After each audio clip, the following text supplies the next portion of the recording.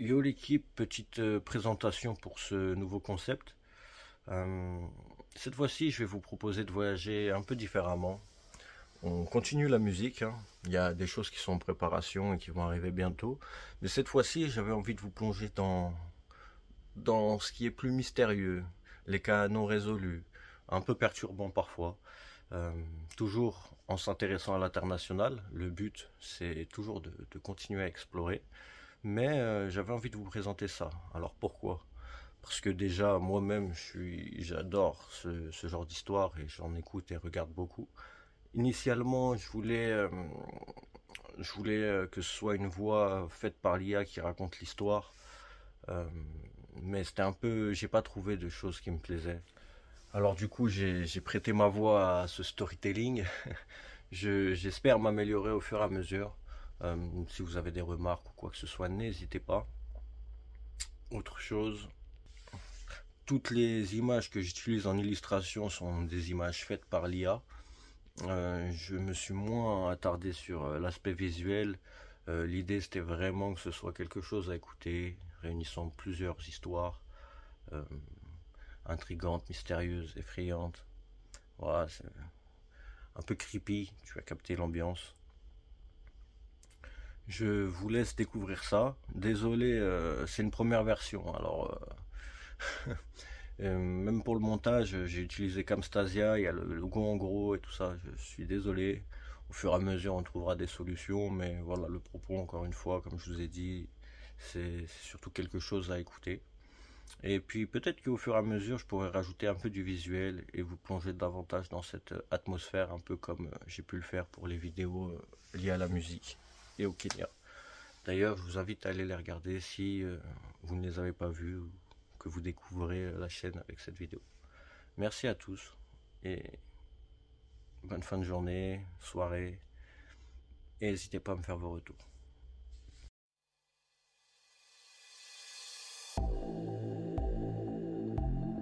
Affaire d'Ulvila. Ulvila est une petite ville de 13 000 habitants en Finlande, mais elle est connue pour un mystère époustouflant. Le 1er décembre 2006, à 2h45 du matin, le psychologue social Jukka Sakari-Lahti, né en 1955, père de 4 enfants et âgé de 51 ans, a été retrouvé assassiné. L'épouse de la victime, Anneli Orvoki Auer, née le 19 mars 1965, a appelé le centre d'urgence et leur a signalé qu'un intrus inconnu était entré par effraction dans leur maison. Auer n'avait pas de téléphone portable à ce moment-là. Alors elle a appelé depuis le téléphone fixe de la cuisine. Le centre d'urgence a reçu l'appel à 2h43 exactement. Auer a commencé l'appel en criant « Il y a un tueur ici, s'il vous plaît, venez vite !» Selon Auer, Lahti est rentré chez lui à 23h et ils se sont endormis vers minuit. À 2h40 du matin, ils se sont réveillés lorsqu'un inconnu cassait la fenêtre de la porte terrasse de la chambre. Auer a déclaré que l'effraction avait duré environ 1 minute. Il faisait sombre dans la pièce lorsque l'homme a sauté par la fenêtre et a attaqué Lahti. Lahti a pris 2 bûches de bois puisque la pièce avait une cheminée et il les a utilisées pour se défendre. Alors qu'Auer tentait d'aider son mari, l'homme portant un sweat à capuche noire et potentiellement un masque de ski, même si ce n'est pas certain, un intrus d'environ 1,80 m de long l'a frappé à la poitrine avec un couteau. Auer affirme qu'elle a réalisé que la personne était un tueur et a commencé à s'enfuir. Auer a ouvert l'extérieur de la maison et a dit aux enfants de s'échapper, mais ils n'ont pas entendu l'appel. Après cela, Auer a appelé le numéro d'urgence depuis la cuisine. L'aîné de la famille s'est réveillé lorsque la fenêtre s'est brisée. Et Auer a dit à l'enfant de s'occuper du téléphone pendant qu'elle allait voir Lahti. Quand Auer a essayé d'aider son mari, l'homme en noir a fait un geste menaçant et a forcé Auer à s'éloigner à chaque fois. Auer est revenue au téléphone. Elle était absente pendant environ 59 secondes. Lorsque l'aîné a regardé la chambre, le salon, elle a vu l'intrus sortir par la fenêtre cassée et son père couvert de sang sur le sol. Jukka Lahti a été déclaré mort sur place. Il a été poignardé 81 fois, bien que la véritable cause du décès soit le traumatisme contondant au visage. La première patrouille de police est arrivée sur les lieux du crime 9 minutes après l'appel d'urgence. Lahti était à terre, mort, couvert de sang. Il y avait un couteau ensanglanté trouvé à côté de lui, ainsi que des bûches de bois ensanglantées. Le meurtre lui-même a été commis avec un objet lourd et contondant que le meurtrier a utilisé. Cet objet n'a jamais été retrouvé sur les lieux du crime. Pendant longtemps, Hauer a été le principal suspect de cette affaire.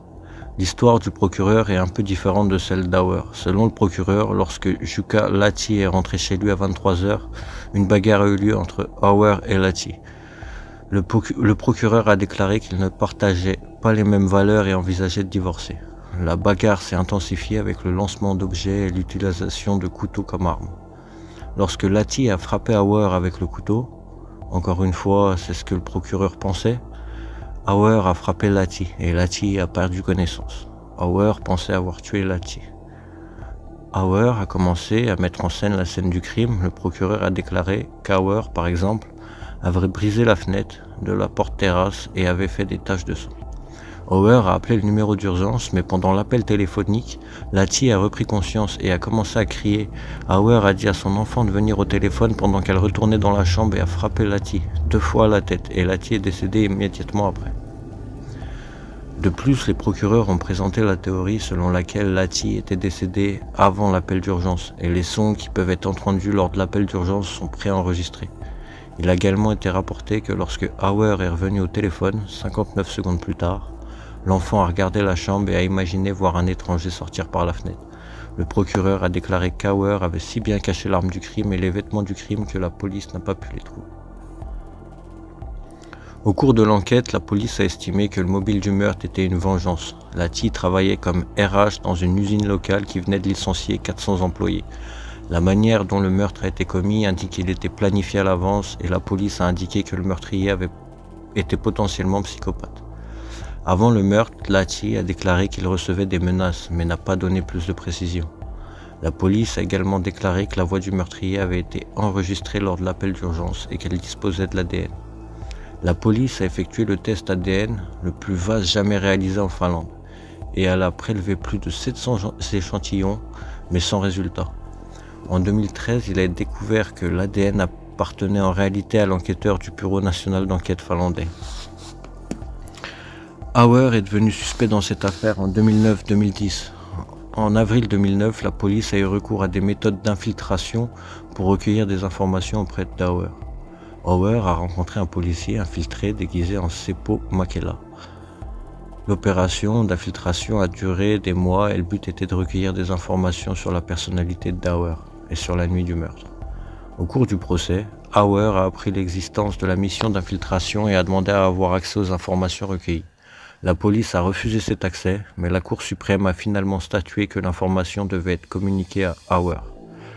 Hauer a été emprisonné le 28 septembre 2009 par le tribunal du district de Pori, ville de Finlande, en raison de la forte probabilité qu'elle ait assassiné Lahti. 2 jours plus tard, l'enquêteur principal de l'affaire, Pauli Kusiranta, a annoncé qu'Hauer avait avoué le meurtre de son mari. Hauer a nié plus tard ses aveux et a déclaré que la soi-disant aveu n'était que des spéculations. Hauer ne savait pas comment la police pouvait la soupçonner car au moment du meurtre, elle était au téléphone et elle a donc dû mettre en scène tous les cris et les sons extérieurs entendus lors de l'appel. La plus grande preuve de l'affaire est l'appel téléphonique et selon la police, aucun bruit étranger ne peut être entendu lors de l'appel. L'enquêteur sonore du National Bureau of Investigation affirme qu'Hauer peut être entendu lors de l'appel disant « Meurs » pendant la période de 59 secondes où elle était loin du téléphone. Certaines personnes ont émis l'hypothèse plus tard qu'Hauer avait en fait dit « ne meurs pas » mais la partie « ne pas » ne peut pas être entendue lors de l'appel. Cela a soulevé d'autres questions. En août 2011, Hauer a été libéré faute de preuves. Les parents adoptifs des enfants, le frère d'Hauer, a contacté le procureur et a déclaré que les enfants avaient affirmé de nouvelles choses à propos de la nuit du meurtre, et qu'ils avaient également enregistré ces affirmations sur vidéo. Nous savons donc que ces affirmations proviennent en réalité des enfants. Les enfants ont raconté qu'Hauer pratiquait des rituels sataniques au cours desquels des dizaines d'animaux étaient tués. Le deuxième enfant, aîné, a déclaré qu'Hauer avait planifié pratiquer le meurtre de son mari et construit un bouclier qui protégeait ses vêtements des éclaboussures de sang. Les 3 enfants affirment également que le meurtre a été commis avant l'appel d'urgence et que les sons sont préenregistrés. L'enquêteur sonore a également arrivé à la conclusion que les sons étaient préenregistrés et que Lahti était décédé avant l'appel. En 2013, le FBI a enquêté pour savoir si l'appel téléphonique contenait des sons manipulés. Le FBI n'a trouvé aucune preuve de préenregistrement, de copie ou quoi que ce soit. Les nez des enfants ni les affirmations des 3 autres, et continue de croire que le meurtrier est un étranger. Lorsqu'on a demandé aux enfants d'en dire plus sur la situation, ils ont affirmé comment ils avaient été maltraités par Auer et l'aîné des enfants. Tout ce qui va de frapper les enfants à les enfermer dehors sans vêtements pendant le froid hivernal finlandais. On a également affirmé qu'Auer était véritablement heureuse de la mort de son mari, comment elle a célébré la mort chaque 1er décembre et jouait avec les cendres de Lahti, faisait des images sataniques avec du sang et sacrifiait des chats, des souris pour Satan. Malgré ces affirmations des enfants, Auer reste innocent après de nombreux procès, déclarations et années d'enquête, luttant pour résoudre ce mystère. Pour l'instant, personne n'a été inculpé pour le meurtre de Jukka Lahti. J'ai travaillé tous les week-ends pendant 9 ans comme videur dans différents bars du nord de la Finlande rurale. Le salaire était bon et les nuits étaient généralement assez paisibles. De temps en temps, il y avait une dispute pour quelque chose de mesquin entre 2 jeunes voyous. Vous savez comment c'est. Ton père n'a pas prêté le tracteur pour nos pommes de terre en 2004, maintenant tu vas payer. Quelque chose comme ça, je m'en fichais vraiment. Je leur ai juste fait payer les dommages et je suis revenu quelques mois plus tard. Mais il y avait des bars qui étaient méchants. Parfois, le seul bar à moins de 40 km reçoit toutes les pommes pourries et les gens honnêtes se rendent en ville en voiture parce qu'ils veulent éviter tous ces gens, ces ivrognes violents au chômage, dont les zones rurales en ont toujours plus qu'assez. J'ai donc décidé d'arrêter de travailler dans ces bars et j'ai commencé à travailler uniquement pour un joli pub. Au milieu de nulle part.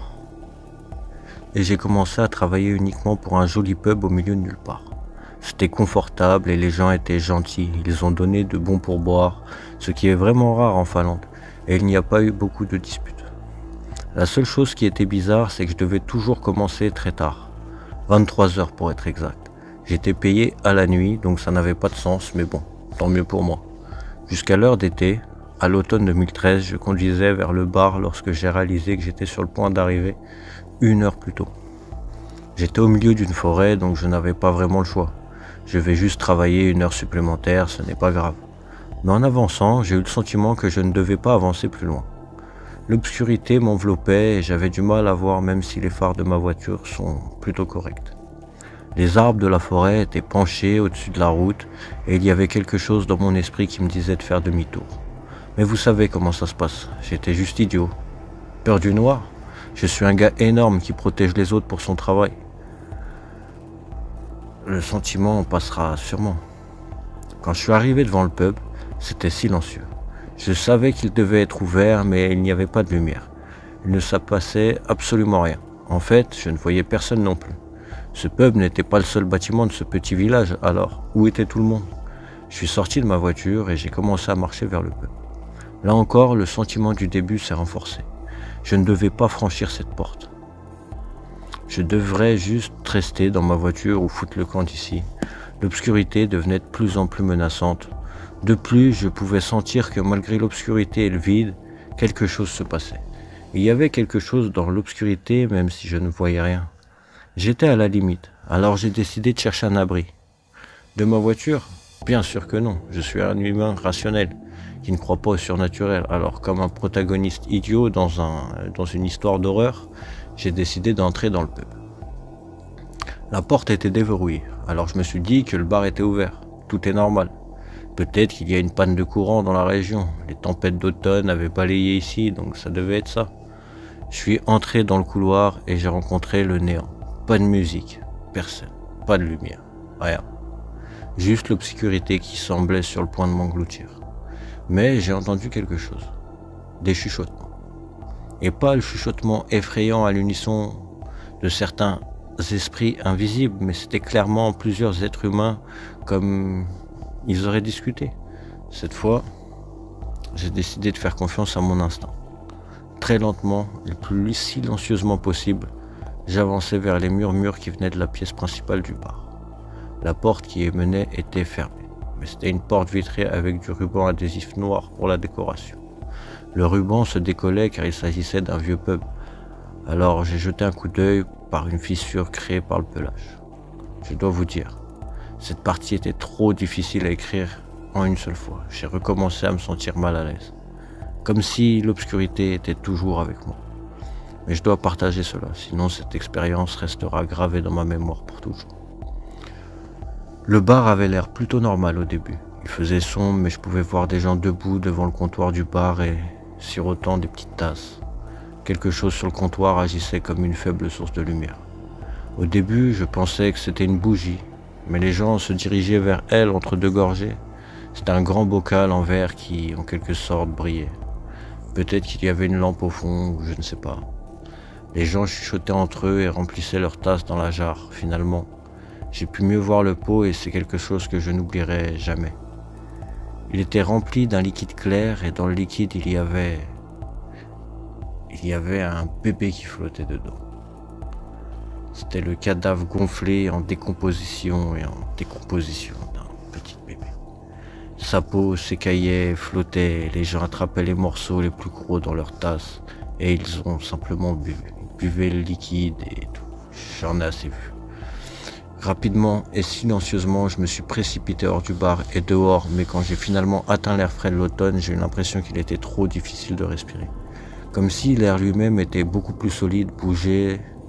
C'était comme si j'étais sous l'eau et je pensais que le choc m'affectait de cette façon. Mais aujourd'hui, je pense que c'était l'obscurité.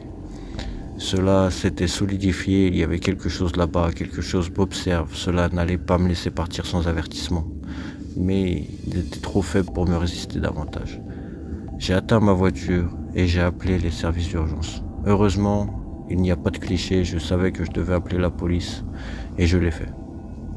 Il existe une connectivité 4G dans toute la Finlande, donc il y avait un signal. Le centre d'appel n'a pas pensé que c'était une farce et j'ai tout de suite dit que j'avais peut-être été témoin d'un meurtre d'un nourrisson et qu'il devait se dépêcher parce que je me sentais en danger. Même la voiture a démarré d'un seul coup et j'ai conduit jusqu'à la route principale et j'y ai attendu pour pouvoir signaler l'arrivée de la police. Il était environ 10h30 lorsque la police est arrivée. Au même moment, j'ai commencé à voir d'autres personnes se promener, ils venaient du bar et agissaient comme s'il n'y avait aucune inquiétude au monde. J'ai raconté à la police que j'avais vu et ils ont appelé les renforts. Le reste de la nuit est flou. Je suis resté à l'intérieur d'une voiture de police en tant que témoin et j'ai dû le montrer aux personnes que j'avais vues. Ils ont trouvé le pot et c'est tout. Je n'avais plus besoin de voir le pot, mais j'ai vu l'expression du policier qui revenait parler à la radio. Il était pâle comme un fantôme. Nous l'étions tous les deux. Ce qui était encore plus effrayant, c'est qu'ils ont découvert d'où venait le bébé. Il y avait une dame dans ma ville natale qui avait accouché et tué plusieurs bébés, et elle les avait conservés dans un congélateur. Les médias et la police ont raconté qu'ils avaient retrouvé grâce à des voisins qui se plaignaient de l'odeur. Mais en réalité, c'était à cause de ce qui s'était passé dans le bar. Elle les tuait et leur vendait ses bébés. L'histoire officielle, c'est qui est assez facile à trouver sur Google, ne mentionne pas le bar ni la vingtaine de personnes qui y participaient. Je ne sais pas pourquoi ils ont gardé cela secret. Peut-être parce qu'ils ne voulaient dire à personne ce qui cachait derrière ce comportement. Je pense que je sais, j'ai vraiment besoin de le dire. J'ai rencontré la raison à l'extérieur du bar. Ou peut-être que tout ça était vraiment dû au choc. Ce fut une expérience traumatisante. Donc mes actions et ma mémoire peuvent en être affectées. Vous pouvez en être juge, au moins poster ça ici, allégera un peu mon fardeau. Le 12 avril 1969, 7 objets jaunes en forme de boule ou de disque ont été observés au-dessus de l'aéroport de Pori. Il y avait alors 2 Fouga Magister dans les airs, l'un piloté par Tarmo Tukeva, l'autre par Juko Kuronen de la Karelia Air Force. C'est ainsi que le cas est raconté dans le livre Sans ovni en Finlande. Après avoir reçu la commande, Tukeva a tourné son avion vers la ville de Pori pour se renseigner sur la situation. Lorsqu'elle a vu les boules, elle a constaté qu'elles étaient de forme générale ronde, mais de forme légèrement imprécise. Sans point fixe, il était impossible d'estimer la distance qui les séparait. Puis un virage surprenant s'est produit. Soudain, les objets se sont mis en formation et ont commencé à se déplacer vers le nord à un rythme rapidement accéléré. Vous ne les attraperez plus, a informé Tukeva. Le superviseur Ils disparaîtront dans le ciel du nord. Et à juste titre, la vitesse des ballons avait augmenté de manière si vertigineuse que l'avion qui les approchait à une vitesse de 700 km/h par heure semblait s'arrêter. Le mouvement incroyablement rapide des objets est mieux décrit par le fait qu'à la même minute, ils ont déjà repéré Avassa à peine 200 km plus au nord. Un autre des pilotes, plus tard, Kuronen, qui dirigeait l'aéroport de La Peranta, confirme la véracité de cette histoire. Elle a la particularité d'être la seule observation d'OVNI reconnue par l'armée de l'air finlandaise, qui a suggéré qu'elle pourrait avoir été due à des avions de reconnaissance étrangers. Il existe une légende urbaine finlandaise sur quelque chose appelé Nitimis. Niti a un paquet cadeau attaché à un bateau, puis il le porte sur l'épaule. La traduction littérale de Nitimis serait quelque chose comme homme paquet. L'histoire originale d'Internet se déroule comme ceci. La personne fait de la randonnée et de la pêche quelque part dans l'est de la Laponie en Finlande. On l'appellera Simon. Simon a eu de la chance à la pêche et juste pour le plaisir, il l'a enveloppé dans un tissu et fait un paquet qu'il a porté sur son épaule. Il se perd un peu sur le chemin du retour, mais trouve une petite route. Il ne trouve pas la route qu'il y a sur sa carte, mais il pense que la route finira par le mener quelque part où il pourra enfin demander de l'aide. Au bout d'un moment, il voit un homme plus âgé marcher sur la route. L'homme a une arme à la main et pointe cette arme sur Simon. Dès qu'il le voit, il demande à Simon de s'arrêter. « Qu'avez-vous dans votre paquet ?» demande l'homme armé, et Simon répond honnêtement. « Ce ne sont que des poissons. » L'homme veut alors voir le poisson, avant de finalement poser son arme. Simon décrit que l'homme semble quelque peu soulagé après avoir vérifié le paquet et se souvient avoir été très confus par la situation. Il pense que l'homme est probablement quelqu'un qui élève des rennes, donc marcher là-bas au milieu de nulle part n'est pas vraiment si étrange. Mais généralement, ces gens-là sont très sympathiques et bavards. L'homme demande alors à Simon s'il a une arme avec lui ou pas. Simon n'en a pas. Il est juste là pour pêcher. Ce n'est pas normal de porter une arme en Finlande. Les gens ne le font généralement que lorsqu'ils chassent et vous devez avoir un permis pour ça. Lorsque l'homme entend cela, il dit à Simon qu'il va l'accompagner jusqu'à une route plus grande qui l'emmènera au village le plus proche. Il semble très pressé et dit à Simon qu'il doit sortir des bois dès que possible. Simon est très confus et commence à avoir très peur. Lorsque Simon demande pourquoi ils sont si pressés, l'homme lui dit qu'il n'est pas la seule âme venant de la direction d'où vient Simon. Ils arrivent sur la grande route. Avant de partir, le vieil homme lui prend la main. Si vous voyez quelqu'un sur la route avec un paquet similaire au vôtre, vous feriez mieux de prier pour que le paquet soit plein. Vous ne voulez pas savoir ce qu'il y a dedans. Mais tant qu'il est plein, vous devriez aller bien. S'il vous demande quelque chose, ne répondez pas et ne posez en aucun cas de questions sur le paquet. S'il se rapproche, vous devez prier comme un fou et fermer les yeux. Ce sera au moins un peu mieux. À ce stade, l'OP est terrifié, mais toujours sceptique quant aux histoires que le vieil homme lui raconte. Au début, il se dirige vers le village en marchant, mais après un petit moment, il devient soudainement très anxieux et se met à courir. Simon continue de regarder en arrière pour s'assurer que la route est restée vide. Il ne peut pas courir longtemps avec tout ce qu'il porte avec lui, mais même en marchant, il essaie de garder son rythme aussi rapide que possible. La forêt semble soudainement complètement silencieuse. Cette fois, quand Simon regarde en arrière, il le voit. Une grande silhouette élancée qui semble porter un paquet sur son épaule. C'était encore assez loin, mais Simon ne veut pas attendre qu'il se rapproche. Il laisse tout tomber et se met à courir. Simon écrit qu'il ne se souvient de rien à partir de ce moment jusqu'à son arrivée au village. Il ne regarde pas en arrière une seule fois. Simon court jusqu'à la première maison et frappe à leur porte. Heureusement, une femme a ouvert la porte immédiatement, comme si elle l'avait attendu derrière la porte. Elle le laisse entrer. Simon essaie d'expliquer ce qu'il s'est passé, mais la femme ne semble pas trop surprise. Elle regarde par la fenêtre et quand Simon jette un coup d'œil, il le voit. Il est immobile sur la route, regardant droit vers la maison. « Je suis tellement content de m'être échappé, dit Simon. »« Tu ne t'es pas échappé, il avait juste son paquet plein. »« Mais il ne m'a pas atteint, j'avais beaucoup d'avance. Je te regardais par la fenêtre. Il était juste derrière toi, tout le temps. Il s'agit d'une traduction assez proche de l'histoire de Nitimise, la plus populaire circulant sur Internet, par la façon dont on la raconte. Il semble que ce ne soit qu'un autre copier-coller d'Internet. Il y en a bien d'autres. Et même mon grand-père semble connaître cette histoire. Mes grands-parents ont un chalet d'été en Laponie. Quand nous étions petits, mes grands-parents nous emmenaient là-bas. Moi, mon frère aîné, parfois notre cousin, chaque été. Quand nous étions un peu plus âgés, mon grand-père nous racontait des histoires d'horreur effrayantes qui se déroulaient principalement en Laponie. Ma grand-mère devait parfois l'arrêter quand nous avions trop peur pour aller dormir après avoir entendu toutes ces histoires.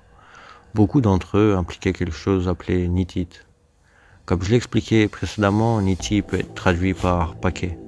Mais le mot est assez rare pour que seul, sans contexte, je n'ai même pas fait le lien avec les paquets. Je pensais juste que c'était le nom de ces êtres. Dans ces histoires, Niti n'était pas un concept complètement cohérent, mais plutôt une sorte d'esprit maléfique qui errait dans les forêts, une histoire particulière à son sujet, mangeant les âmes de ceux qui sont perdus dans la nature mais restant en tête. Retour au présent. Moi et quelques amis avons décidé de rendre visite au chalet de mes grands-parents le week-end dernier, juste pour passer des petites vacances agréables pour nous-mêmes. Une de mes amies, Laura, voulait aussi amener son petit ami, Topi, avec nous. Donc au total, il y avait 3 filles et un garçon. Le premier jour était juste une journée ordinaire et tranquille. Le deuxième soir, nous avons réchauffé le sauna et avons décidé d'aller nager dans la glace sur le lac. Après que nous, les filles, soyons revenues du sauna, Topi nous a demandé si nous avions vu quelque chose d'anormal en revenant du sauna. Le sauna est dans son bâtiment séparé près de l'eau à environ 100 mètres du bâtiment principal où nous dormions. Il nous a dit qu'il avait vu quelqu'un ou quelque chose debout sur la route. Nous regarder rentrer au chalet. Il nous a dit qu'on aurait dit qu'il avait quelque chose accroché à l'épaule, mais qu'il était assez loin pour ne pas le voir clairement. Je me suis souvenu de l'histoire de Nitimise, mais j'étais sûr qu'il la connaissait aussi et essayait juste de nous faire peur. Les filles ont tout ri, mais il n'a pas voulu l'admettre. Au contraire, il semblait catégorique sur le fait d'avoir vu quelque chose. Nous avons oublié tout cela au fil de la nuit. Le chalet est assez petit. Il y avait un canapé-lit dans la pièce principale et quelques matelas sur une mezzanine au-dessus. Laura et Topi ont pris le canapé et moi et mon ami avons dormi sur la mezzanine. Soudain, au milieu de la nuit, j'étais réveillé par les pleurs de Laura. Elle me faisait taire pour que je me taise. Ce n'est pas agréable d'être réveillé au milieu de la nuit, alors j'ai peut-être juré ou quelque chose comme ça. Et elle m'a dit de venir regarder par la fenêtre avec elle. Topi était déjà réveillé et avait l'air aussi effrayé que Laura. Apparemment, Laura s'était réveillée pour aller aux toilettes et avait vu quelque chose sur la route en revenant. Beaucoup de ces vieux chalets ont encore des toilettes extérieures sans eau courante. Cela ressemblait exactement à ce que Topi avait décrit. Même s'il faisait noir dehors, elle n'a pas pu bien voir. Soudain, la chose s'est mise à courir. Peut-être que voler serait un meilleur mot. Tout ça vers Laura. Laura a dit que c'était anormalement rapide. Laura a couru vers le chalet et a verrouillé la porte derrière elle. Elle a ensuite réveillé Topi en premier, puis nous. Effectivement, lorsque nous avons jeté un coup d'œil par la fenêtre extérieure, j'étais presque en train de me chier dessus. J'avais tellement peur. Nous l'avons vu. Il se tenait juste là, à quelques mètres du chalet, en nous regardant droit dans les yeux. Il avait son paquet sur l'épaule, comme il avait été décrit. Je suis presque sûr que le paquet contenait quelque chose. Je devais regarder parce que je me souvenais des histoires sur les Nitimis. Après un certain temps, il s'est simplement retourné, puis est parti, directement dans la forêt. Nous n'avons pas dormi du tout de cette nuit. Le matin, j'ai appelé mon grand-père et je lui ai raconté ce qui s'est passé. Il nous a dit de faire immédiatement nos valises et de partir sans regarder en arrière. C'est donc ce que nous avons fait. Cela pourrait juste être un mec effrayant, au hasard. Mais pourquoi? Je n'ai jamais été aussi effrayé que je l'étais à ce moment-là. Cela fait presque une semaine, mais cela me fait toujours peur. Je suis certain de ce que j'ai vu, et les autres aussi. Je sais que j'ai l'air paranoïaque et fou, mais pour de vrai, beaucoup de gens se perdent dans la nature. Je pense que j'ai peut-être vraiment vu les Nitimis le week-end dernier. Je vais rendre visite à mes grands-parents le week-end prochain. Je veux demander à mon grand-père ce qu'il sait sur les Nitimis. S'il y a une histoire avec un homme errant avec son paquet en Laponie, en Finlande, et que vous le rencontrez cet homme, vous feriez mieux de prier pour que son paquet soit plein. Le week-end dernier, un homme avec un paquet a poursuivi mon ami et nous l'avons vu depuis une fenêtre du chalet de mes grands-parents en Laponie. Le château d'Olavinlinna a été fondé en 1475 par le chevalier danois Erik Axelsson Thott. Le site de construction était à l'époque une zone peu peuplée mais avait une importance militaire clé en raison de sa proximité avec la frontière russe. La Finlande faisait alors partie du royaume de Suède et lorsque la Russie a menacé d'étendre ses frontières, Olavinlinna était l'une des nombreuses structures construites pour renforcer et défendre la partie orientale du royaume. La situation du château, au confluent de deux cours d'eau, la rendait facile à fortifier, mais difficile à attaquer, et son point de vue offrait une vue dégagée sur le territoire environnant. Il a fallu 10 ans pour achever la construction de l'édifice, et entre-temps, la zone était défendue par une fortification en bois. Une fois achevé, le château était doté de l'architecture de défense militaire la plus avancée de l'époque. Olavinlinna a vu depuis sa création un certain nombre de légendes l'abriter, et je vais vous en partager quelques-unes. La jeune finlandaise. L'histoire d'amour tragique d'une jeune fille finlandaise est de loin la plus célèbre d'Olavinlinna. La fille du seigneur du château était amoureuse d'un soldat russe, et une nuit, elle ouvrit la porte du château pour le laisser entrer. Mais elle fut trahie par son amant qui amena avec lui d'autres soldats. Les forces russes furent repoussées et l'amant traître fut tué lors de l'attaque. La jeune fille fut condamnée à mort pour trahison et enterrée vivante dans le mur de la cour.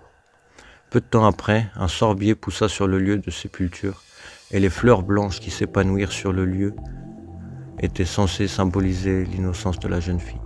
Aujourd'hui, le sorbier n'existe plus. Il est donc discutable que l'histoire soit vraie, mais il fait désormais partie du folklore local et est très populaire auprès des visiteurs modernes.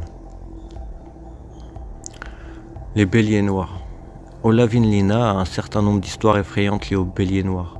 L'un d'eux devait être mangé lors d'un festin de la Saint-Olaf, mais il n'a jamais été servi. Au lieu de cela, il est tombé du mur du château et s'est noyé dans le ruisseau en contrebas.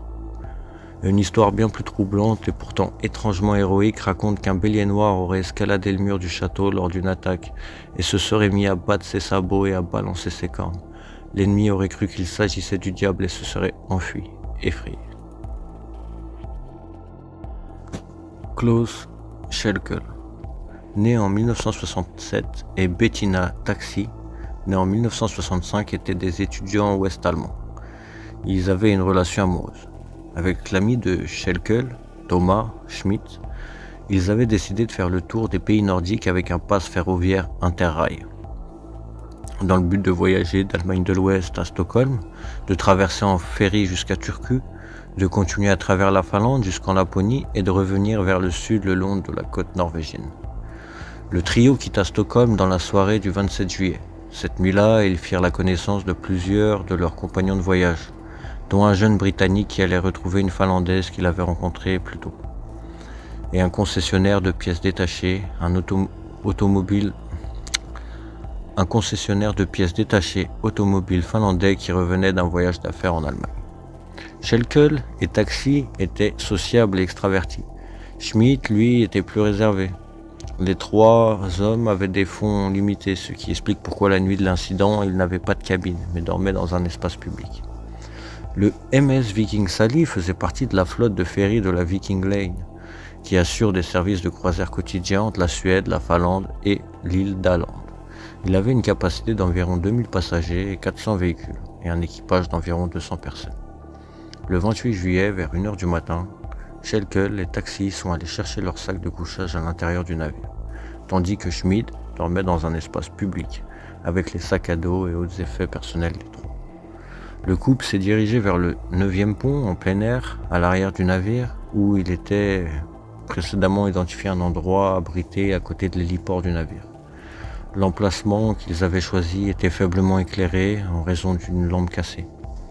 Vers 3h45, un groupe de 3 scouts danois, en route pour une fête en Finlande, se promenaient sur le pont du navire et tombèrent par hasard sur la zone où dormaient les victimes.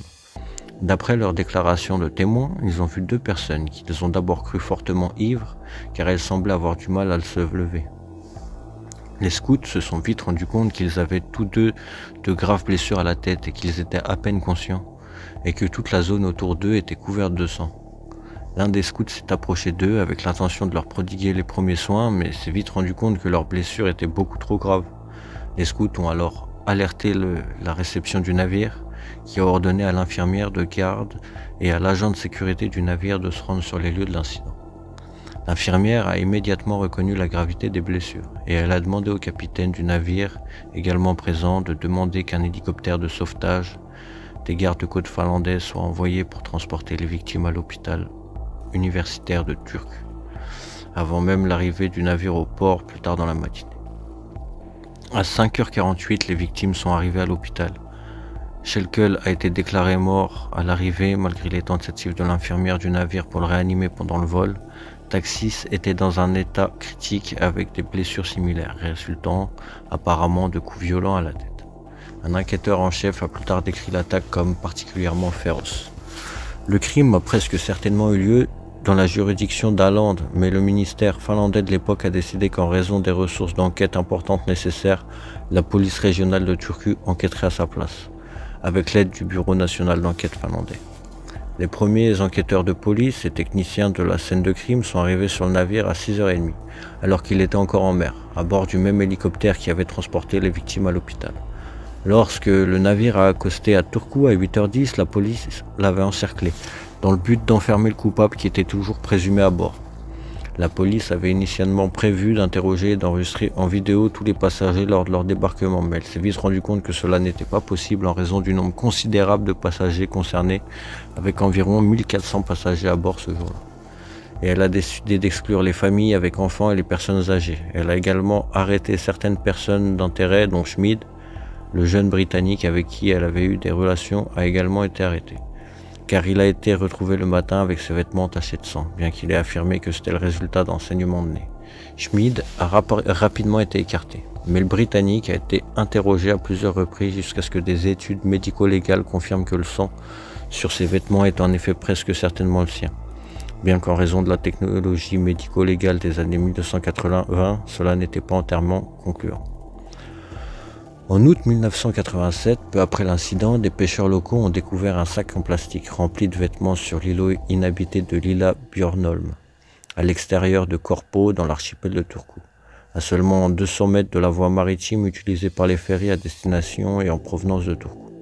Les pêcheurs l'ont laissé là, mais lorsqu'ils l'ont retrouvé à leur retour 1 an plus tard, ils l'ont transmis à la police. Des enquêteurs ont publié le contenu du sac, notamment le fait qu'un gant trouvé dans le sac était monogrammé avec les initiales HK.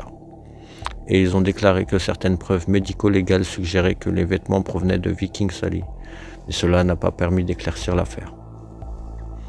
Au cours des années suivantes, les enquêteurs ont recherché et interrogé autant de passagers que possible, enregistrés sur vidéo. Certains n'ont jamais pu être identifiés.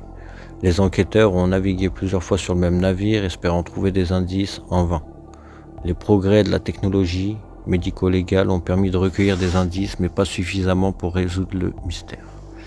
Il n'y avait pas de témoins oculaires de l'incident, pas d'image de vidéosurveillance utile, pas de mobile apparent, et Taxi n'a aucun souvenir de l'accident, ce qui a rendu la résolution du crime particulièrement difficile. Malgré l'ampleur sans précédent des efforts de la police, l'enquête a été abandonnée dans les années 90. L'année précédant le meurtre, un passager avait déjà été assassiné sur ce même navire. Le Viking Sally a été ensuite rebaptisé MS Estonia et a ensuite coulé dans la mer Baltique en 1994, faisant 852 morts dans l'une des pires catastrophes maritimes du XXe siècle. Le 4 juin 1960, Maila Irmeli Björklund et Anja Tuluki-Maki, 15 ans, et leurs petits amis de 18 ans, Seppo Antero Boisman et Nils Willem Gustafsson, sont allés camper sur les rives du magnifique lac Bodom, près de la ville finlandaise d'Espoo. Mais ce qui avait commencé comme une excursion de camping innocente s'est terminé littéralement comme dans un film d'horreur. Vers 6h du matin, le lendemain, un groupe de jeunes garçons qui avaient observé les oiseaux à proximité se rappellent avoir vu un homme blond s'éloigner de la tente effondrée du camping des adolescents.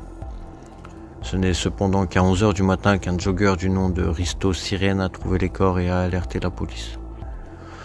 Les corps d'Anja Tuluki-Maki et de Seppo Antero Boisman ont tous deux été retrouvés à l'intérieur de la tente, où le tueur avait apparemment coupé les attaches et commencé à poignarder et matraquer les adolescents à travers le tissu. Maila Irmeli Björklund a été retrouvée allongée sur le dessus de la tente.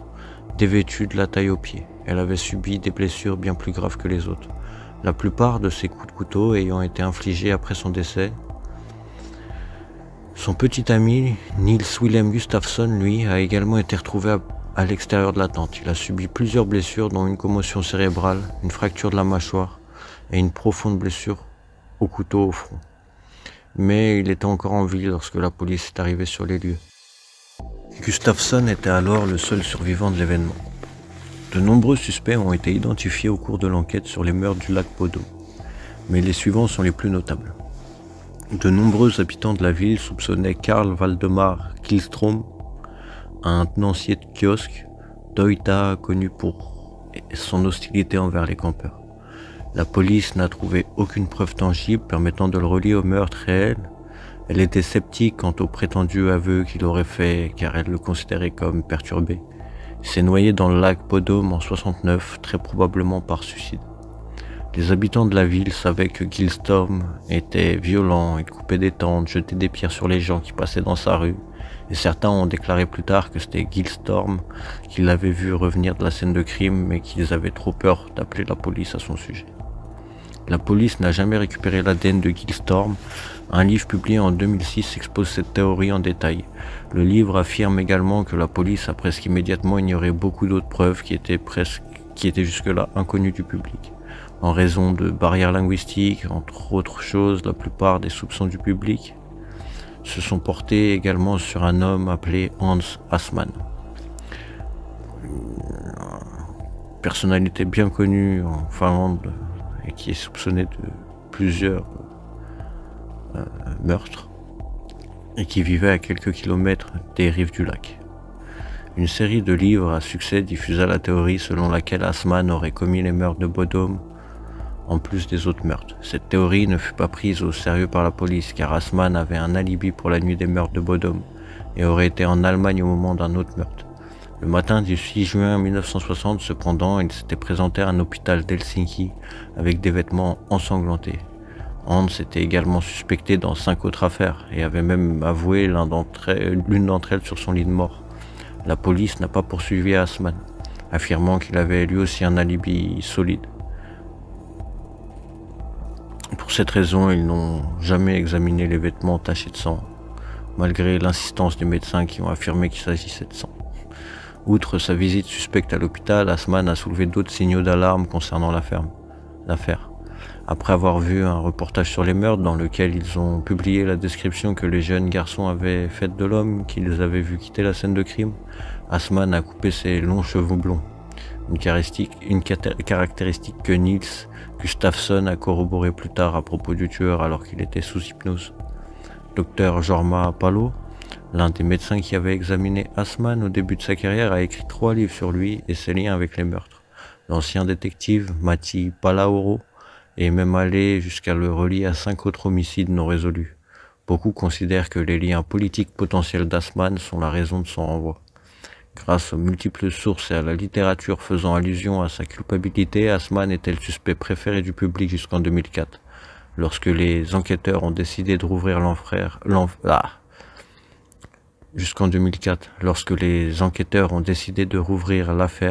après 44 ans, prétextant que des technologies plus avancées avaient permis de découvrir des nouvelles traces de sang sur une paire de chaussures et le témoignage soudain d'une femme affirmant avoir campé à proximité. Cette nouvelle analyse ADN a conduit à l'arrestation d'un suspect plutôt surprenant, le seul survivant, Niels Willem Gustafsson. Selon l'accusation, Gunderson, ivre, aurait tué sa petite amie Maila Irmeli Björklund dans un accès de jalousie. Cela expliquerait la gravité de ses blessures et le fait que son corps ait été retrouvé à l'extérieur de la tente. Il pensait qu'il s'était battu avec l'autre garçon et que c'était ainsi qu'il avait subi ses blessures au visage. Il aurait ensuite tué les 2 autres adolescents pour tenter d'éliminer les témoins et infliger à son autre. Le nouveau témoin, qui s'était présenté 1 an auparavant pour une interview documentaire, a affirmé que les 2 adolescents étaient entrés dans sa tente et que Gustafsson s'était comporté de manière agressive. La défense a affirmé que Gustafsson n'avait aucun mobile pour les crimes et qu'il était impossible de s'infliger les blessures qu'il avait subies lui-même. Après avoir été initialement condamné, Gustafsson n'a purgé qu'1 an de sa peine de prison à vie, après qu'un appel lui ait accordé la liberté. Malgré son acquittement, lui aussi est toujours considéré comme coupable par beaucoup. Au cours de son procès, lorsqu'un journaliste lui a demandé comment il savait qu'il était innocent, s'il ne se souvenait de rien, il a simplement répondu « Je suis innocent, c'est tout ». Gustafsson étant innocenté de toutes les accusations et la plupart des autres suspects étant morts, il semble que les enfants de Bodø ne verront jamais leur meurtrier traduit en justice. Alors que ce mystère d'un demi-siècle se poursuit, il est devenu une légende locale. Ce récit est un avertissement pour plusieurs générations et sera probablement raconté pendant de nombreuses années, encore et encore autour de feux de camp, probablement sur les rives du lac qui était le théâtre de ce carnage. À mesure qu'il s'infiltre dans la culture populaire, il commence à traverser les eaux étrangères sous la forme d'articles sur Internet et de films d'horreur.